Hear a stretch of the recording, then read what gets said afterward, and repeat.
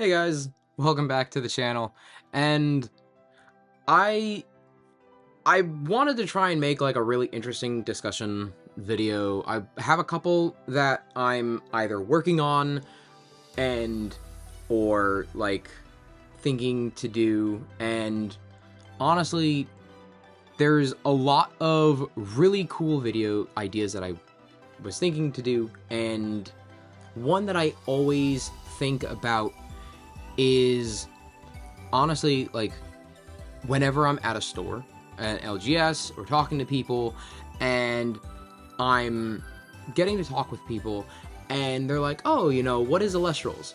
And, what is really good about Elestrals? Or, what is the, you know, what is a reason to get into it? And a lot of times, if they are asking, sometimes they're busy with their game, or they're asking while I'm in the middle of playing a game, so it's like my attention is very split. And you see these videos a lot of times, so I thought that it'd be a really good idea to kind of just make just like a little discussion video of sorts, just kind of going over, in my opinion, some of the reasons why people should get into Elestrals. So, without further ado,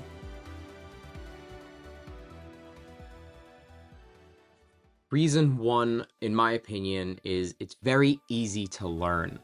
So, with Elestrals, in my opinion, like, Elestrals is probably one of those games where it takes the best of all of the different games. So it takes, like, the playstyle of Yu-Gi-Oh!, the resource management of Magic, the aesthetics of Pokemon, merge it all into one game, and it's really, really easy to learn how to actually play Elestrals because of the fact that, like, OG Yu-Gi-Oh!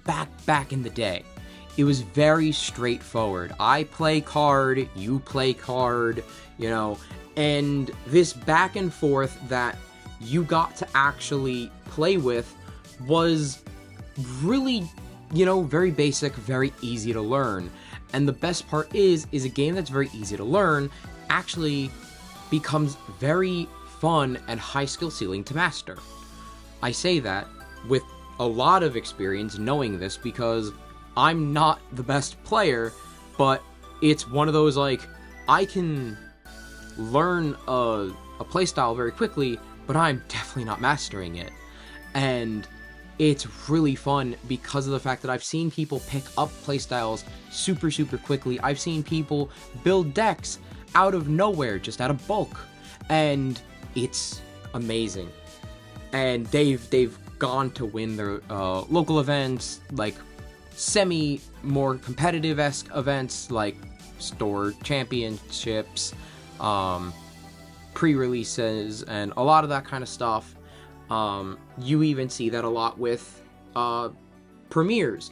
You see high-level players actually taking the starter decks, literal unaltered starter decks, and placing very high up in the rankings.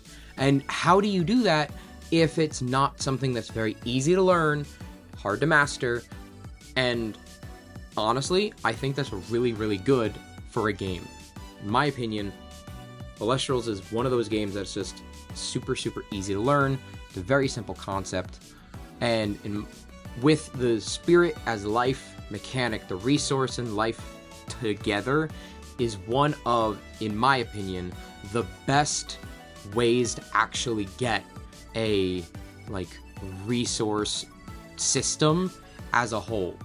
And there's so many ways to actually use that system that I can go on for hours, but I'm not going to, ramble on.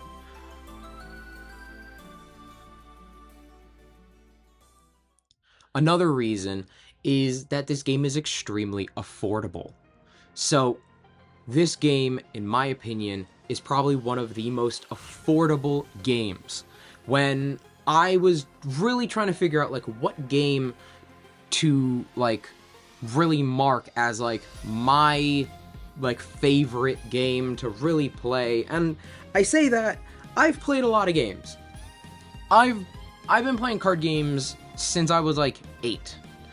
I'm 26, I'm gonna be 27 this year, and I kid you not, I think I've played probably almost every card game that there is in the market, except for a lot of the new ones that are coming out now.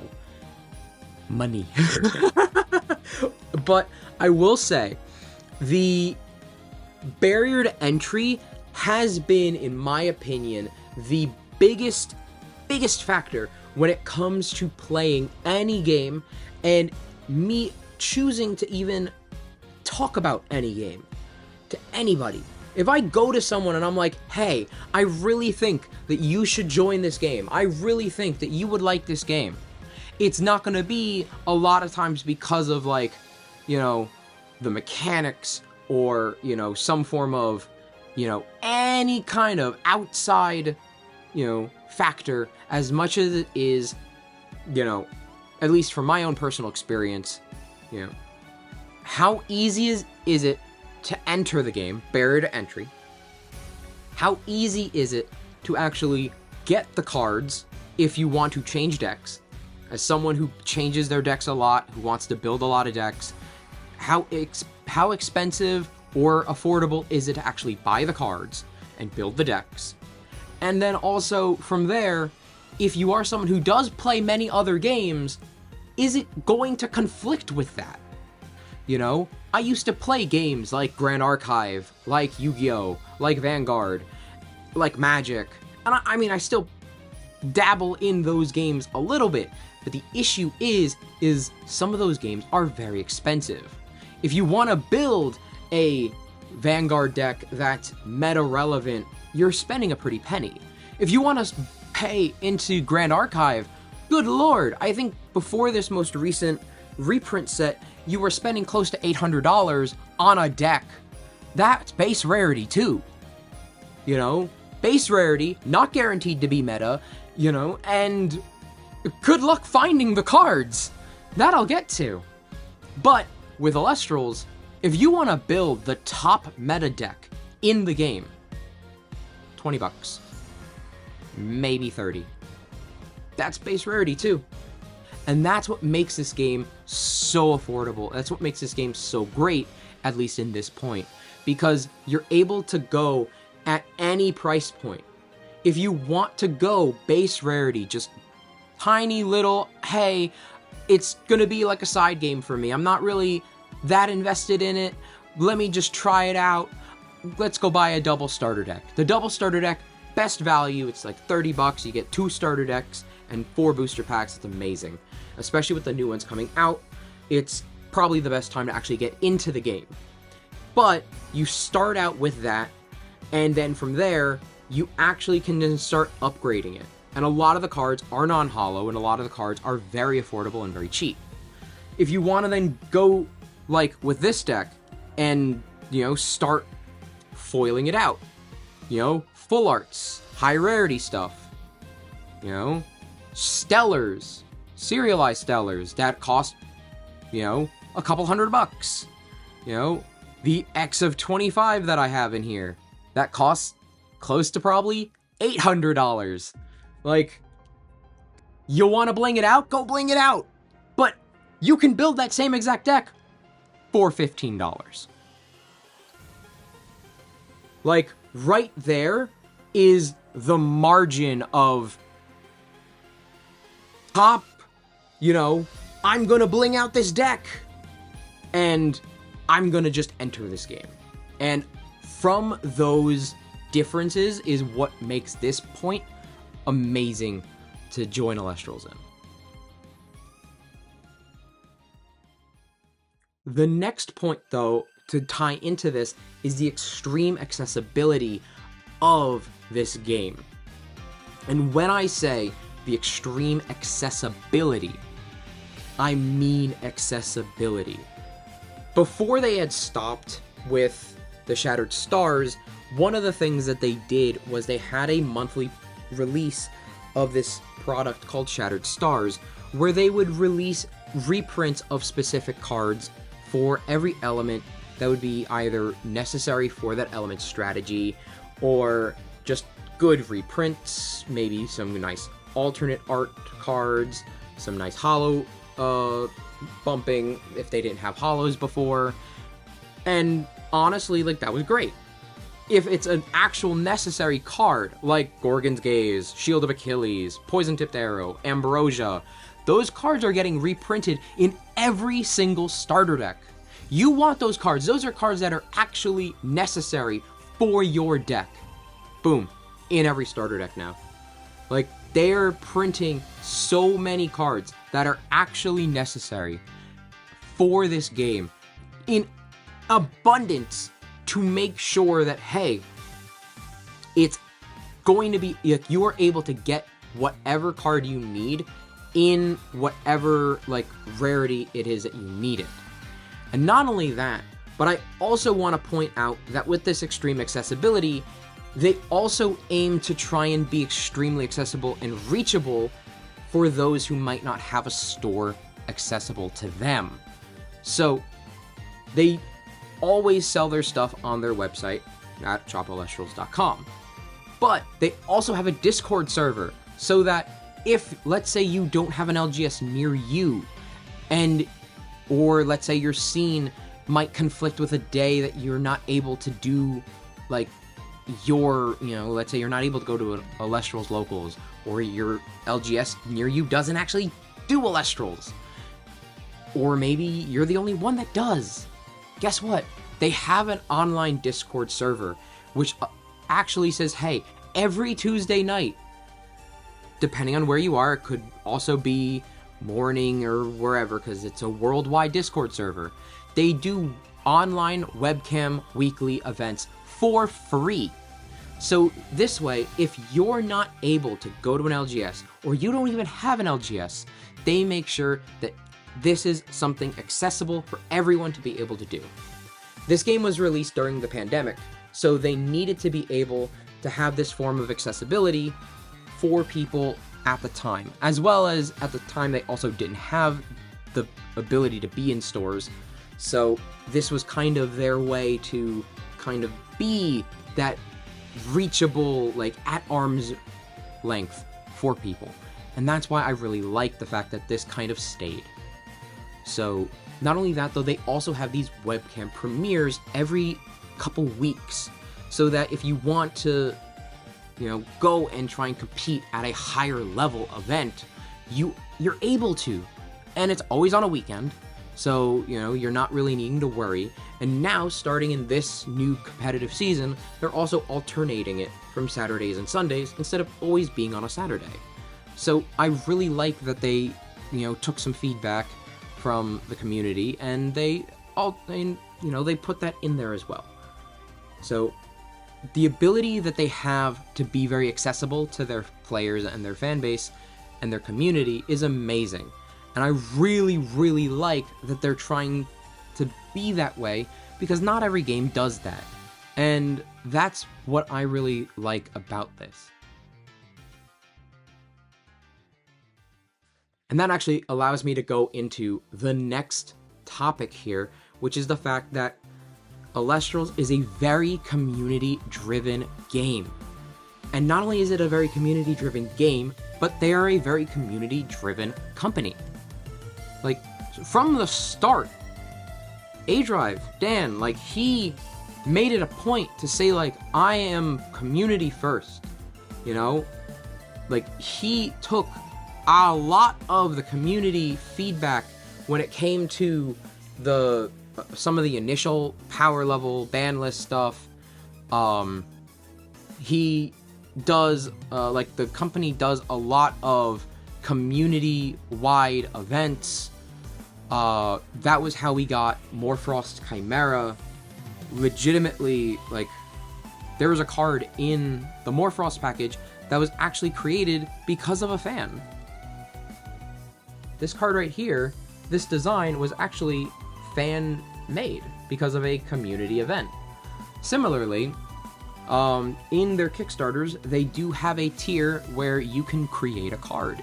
Yes, it, is 10 grand, but for that price, you are creating a functional card that is going into the game. And I think that's amazing because that gives players the ability to say, hey, like, I want to be a part of this game, of the legacy of Elestrals. And, you know, you see that with a lot of stuff.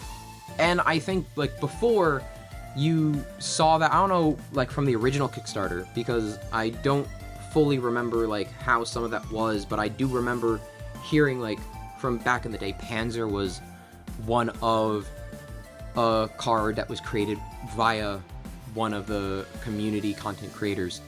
But I know now we have Patroclus's Dice coming out in Set 7, Sunstrike. Similarly, in Sunstrike we have Ouroboros, the whole Twi'leks line, and the Lumavales, and Corvusmith. Like, we have so many amazing, like, community-wide and community-created cards. They do stuff for the community as well, with the fact of, like, the store champs and the regionals, the pre-releases. They even do stuff like specific formats. Hey, do you like this old retro format? We're going to do an online webcam event just for this old retro format. You know, or when a set releases, hey, we're gonna do a whole big premiere-ish, like a more competitive event, just off of the cards from the set, as well as other cards, you know, that might be mentioned and a list of external cards. But that's the thing, is like, that update, the external cards, was definitely fan inspired because they did that in Set 5 and without the extra cards, and it was definitely a bit rough. Set 6, they did it with the outside cards, and you got to see a lot more diversity, and it was really cool to see, like, what people could create using the cards that they were actually supposed to help support. So, really getting to see, like, how community-driven this company is, and how open they are. Like, I kid you not, like, Dan, the creator, he is always willing to do trades for Stellars and everything. Like, everyone here, like, everyone is so open and willing to just do whatever, and I love it. I love this community so much. And again, like, the fact that this company is very community driven and very community first, I think, is amazing. And that last reason, it really does help just lean into that final reason, is that this is a very welcoming community. You know, like, the community as a whole is just very open and very welcoming.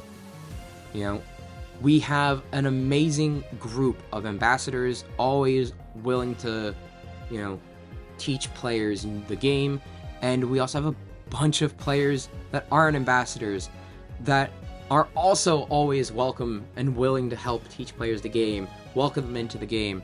Like, you go to a store, and if there's, like, a Elestrals group, and you're like, hey, I'm really interested in playing Elestrals, or hey, I'm kind of interested in it, like, most times over not, you're not leaving without a bunch of cards in your hand.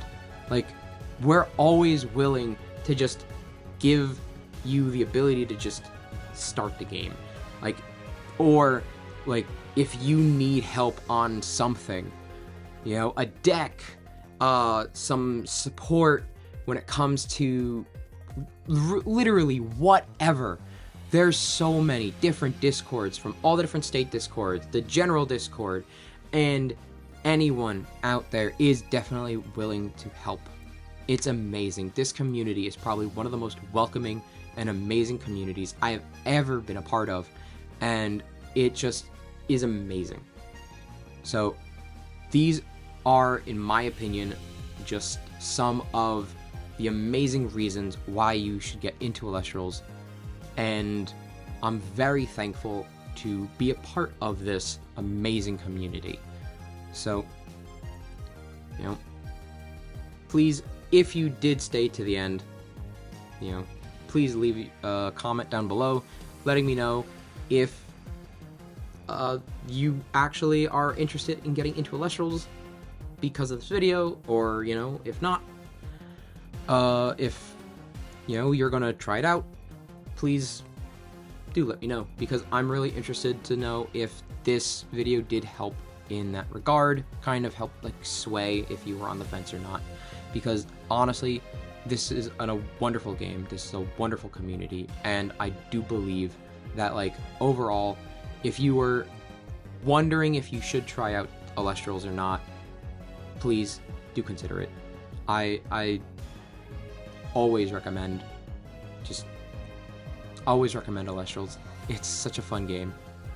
So, but, you know, that's gonna be it for me though today. You know, I'll see you guys in the next one. Peace.